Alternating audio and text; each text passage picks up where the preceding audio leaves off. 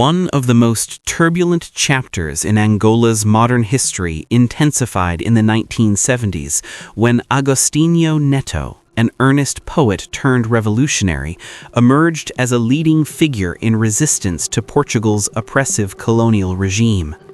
Angola, a land rich in natural resources, yet drained by decades of exploitation, was drawn into a war for independence that would shape its destiny for generations.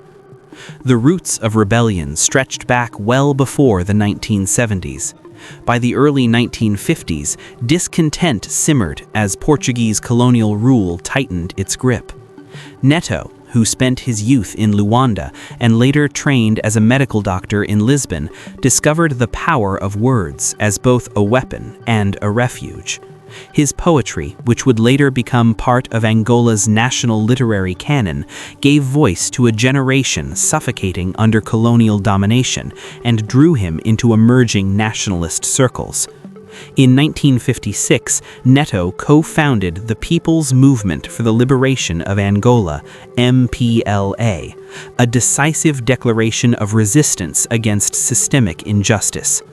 Portuguese authorities responded swiftly. Viewed as a dangerous dissident, Neto was arrested in 1960 and imprisoned, later facing exile. Yet repression only hardened his resolve. As colonial violence escalated, Angola plunged into open rebellion.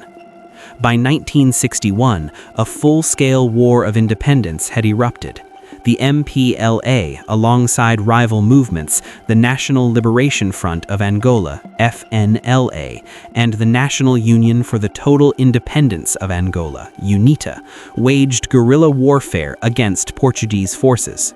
Though united in opposition to colonial rule, these factions competed bitterly for political legitimacy and ideological dominance. Even behind bars, Neto transformed confinement into resistance.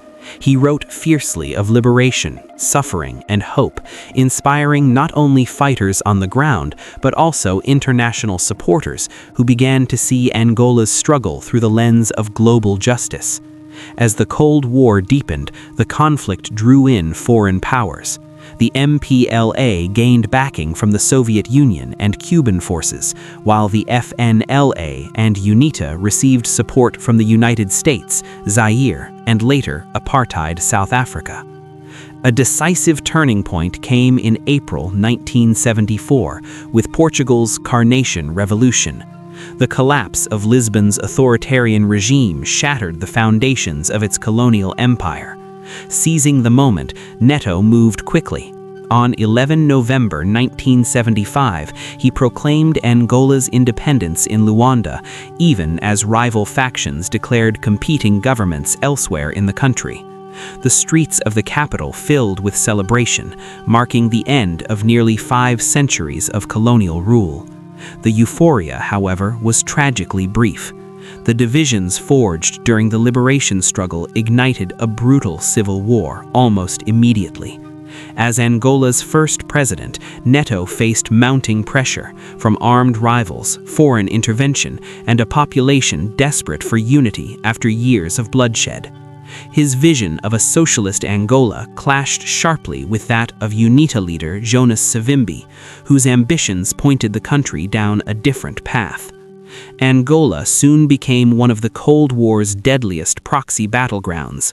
Gunfire, shifting alliances, and betrayal tore through the nation. Over the decades, the conflict would claim between 500,000 and 1 million lives and displace millions more, leaving deep scars across Angolan society. Despite the chaos, Neto remained committed to cultural and national reconstruction. He promoted education, healthcare, and Angolan identity as tools to bind a fractured people together. Yet the strain of leadership amid war took its toll. In 1979, Neto died of cancer, marking a profound turning point in the nation's troubled journey. Though the civil war would continue until 2002, Neto's legacy endured, preserved in his poetry, his vision of unity, and the enduring struggle for a truly independent Angola. His life stands as a symbol of resistance and a reminder that liberation is not merely the end of colonial rule, but the painful and complex rebirth of a nation.